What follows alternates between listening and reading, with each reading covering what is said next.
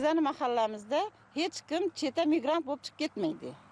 Hamma mehnat qiladi. Uy qilyapti, to'y qilyapti, mashina olyapti. Hammasi mehnatni yerning orqasidan. Masalan, 10 ming, 15 ming tub yetishtiramiz atirgulni. O'rtacha hisobdan 10 ming so'mdan qo'ysangiz, saf foydasi shu 50 million, 60 million atrofida bo'ladi atirgul ko'chati. Tomorqamiz shu yerda yetishtirib turibmiz. Buni biz yetishtirgan mahsulotimizni bozorga olib borib yurmaymiz. Yo'l bo'yida chiqib, o'shada eshigimizning oldida sotamiz. Mavsum 3 oy bo'ladi. Bir mavsumda o'rtacha 200 million daromad olyapman. O'lkamizda bahor fasli, ayni ekin-tikin davr. Respublikamiz bo'ylab joriy yil bahor mavsumida 125 million tub ko'chat ekish mo'ljallangan. Prezidentimiz tomonidan xayrli tashabbus Yashil makon umummilliy loyihasi amalga oshirilyapti. Natijada hududlarni ko'kalamzorlashtirishga erishilyapti. Albatta, yashil makonlar yaratish uchun avvalo iqlimga mos daraxt ko'chatlarini tanlash muhim. Suv bilan ta'minlash agrotexnikasini vaqtida bajarish lozim. Asosiysi ko'chat zaxirasi kerak. Bu borada Xorazm viloyatida allaqachon o'ziga xos tajriba yarata olgan mahallalar ko'p son tashkil etadi. Biz Xonqa tumanidagi Guliston mahallasidamiz. Mana shu mahallada 1000 dan ziyod xonadon bor. E'tiborli jihati 80% da mana shunday gulchilik, ko'chatchilik yo'lga qo'yilgan. Va albatta mana shu yerda yashovchi aholining asosiy daromadi ham gulchilik, ko'chatchilikdan keladi. Norposhi Otajon va ko'chatchilikda 10 yillik tajribaga ega. Uy bekasi, ammo o'zini o'zi band qilib tomorqani daromad manbaiga aylantira olgan ayollardan biri. Xrizantema, roza atirgullar bilan 10 yildan beri shug'ullanamiz. Endi daromadi qanday bu? Daromad 35-40 million bo'ladi. Hozir bahorgi daromadimiz atirgulni o'zidan, keyin oktabrga qarab mana izini hozir xrizantemani otib beramiz berlari. Xrizantemadan ham 20-25 million paydo etamiz. Demak, u kuz faslida ochiladi. Kuz fasli bo'ladi. Yil bo'yina 55-60 million daromad tomorqani o'zidan olamiz. Hozir mana shu yerda necha xil atirgul ko'chatlarining navi bor? Beyda hozir 6-7 xil atirgul navlari bor. Demak, bir ayol kishi uyda o'tirib ham mana shunday daromad qilsa bo'lar ekan. Bo'ladi. Ham zavq olamiz, ham daromad olamiz. Turmush o'rtog'im ikkinchi guruh inaugurani bo'lib qoldi 96-yildan. Turmush o'rtog'imni parvarishlash uchun hech qayerda ishlamasdan, bolalar bilan shu turmush o'rtog'imga qarab, uni oyoqqa turg'izgandan keyin shu ishlar bilan shug'ullandik. Shu uyda o'tirib yaxshi daromad topish yo'lini topdik shu. Mehnat qilgan odam hech qachon kam bo'lmaydi. Mehnatning arkasi rohat bo'ladi. Mehnatini og'irini ham, yengilini ham o'rganib, hozir bizlar endi 10 yil oldi bajarib turganimizdan keyin hech qiyinchilikka bilinmaydi. Mahalladagilar o'z tomorqasida yetishtirgan gul, meva ko'chatlarini ortiqcha ovoragarchiliksiz shundoq katta yo'l bo'yida sotyaptilar. Biz yetishtirgan mahsulotimizni bozorga olib borib yurmaymiz. Yo'l bo'yida chiqib, o'shada eshigimizning oldida sotamiz. Mahallada hammamiz qo'shni bir-birimizdan tajriba olib, hammamiz shu ko'chatchilik, gulchilik bilan shug'ullanamiz. Masalan, biz hozir buni 60-70 million daromad qilib turgan bo'lsak, ikki bahorgi ko'chatga hosilimizni bundan ham ko'p 200-300 millionlik daromadlarni ham etishga harakat qilsak bo'ladi. Saida Mambetova ham dala tomorqasida ko'chat yetishtirib, mehnatidan manfaat topyapti. 15 yil bo'ldi gulchilik bilan shug'ullanamiz, ko'chatchilik, archachilik. Shu bilan birgalikda mana petuniya, shafron, salviya gullarini ham yetishtirib boshladik.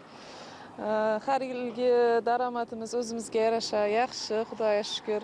Mehnatimizni orqasidan oila boqib o'tiribmiz. Mana gullarimiz, atir gullarimizni yetishtirib turibmiz. 8-9 xil atir gul yetishtirib turibmiz mana. Ko'chatlarimiz 10-15 tur meva ko'chatlarimiz bor. Archalarimizning 3-4 xili bor. Masalan, 10 ming, 15 ming tub yetishtiramiz atir gulni.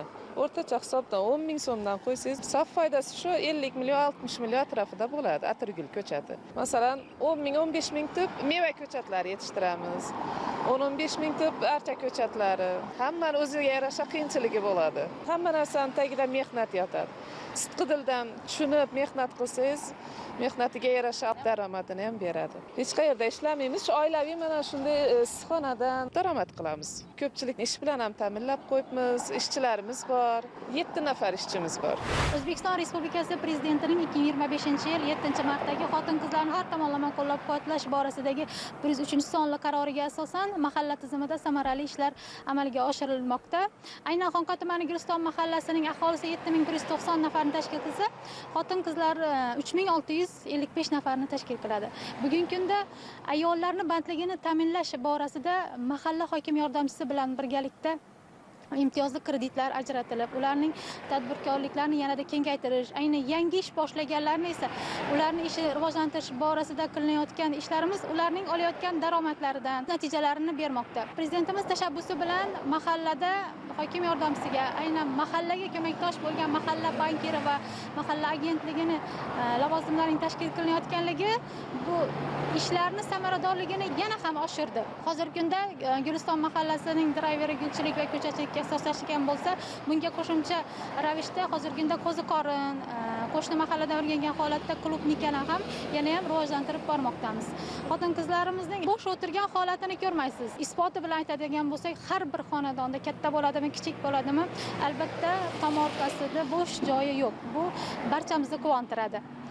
Shuning orqasidan daromad qilyapti. Xotin-qizlarning muammolarini o'rganish va ularni keng imkoniyatlar yaratish maqsadida ayollar daftari tizimi ham juda ham bir o'rinli va samarali ishlayapti.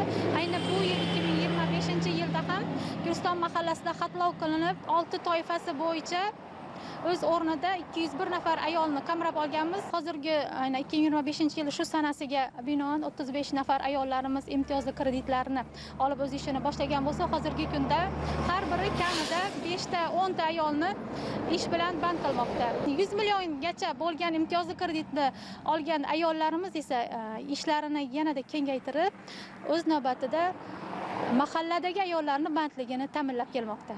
Shohruh Safarboyev 18 yoshda. Uning maqsadi oila a'zolari bilan birga ko'chat yetishtirishni yuqori darajaga olib chiqish, ya'ni zamonaviy issiqxonalar barpo etish. Mavsum 3 oy bo'ladi. Bir mavsumda o'rtacha 200 million daromad olyapman. Hammasi o'zim shu yetishtiriladi. O'zim rejam bo'yicha tropik mevalarni yetishtirish bo'yicha yangiliklar qilmoqchiman. Zamonaviy issiqxonalar qurib, har xil yangi gullar yetishtirmoqchiman. Bu issiqxonamiz o'zida olmani o'zini 5 xil bor. Har xil mevali gilos, olcha, qulpnay, keyin malina, shunga o'xshagan. Jami hisobda mevalarni 20-30 dan ortiq turi bor. Qolganlari xona gullari, keyin dala gullari. Maqsadim shu gulchilik bo'yicha faoliyatimni kengaytirish, bundan yaxshiroq daromad olish. Gulshan Bekmetova ham shu mahallada istiqomat qiladi.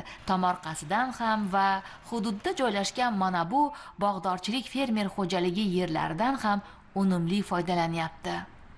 Guliston mahallasida yashayman. Bizning asosiy qiladigan ishimiz yer bilan dillashamiz shuningdek. Xalqimizga olma, qarali, shaftoli, ko'chatchilik bilan ham shug'ullanamiz, mevalarni ham yetishtirib beramiz.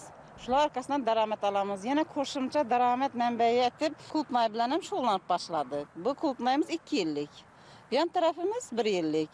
Buni 3 yilda qayta ekamiz. Yerni almashlab ekish jarayonida 3-yildan keyin qayta ekish kerak.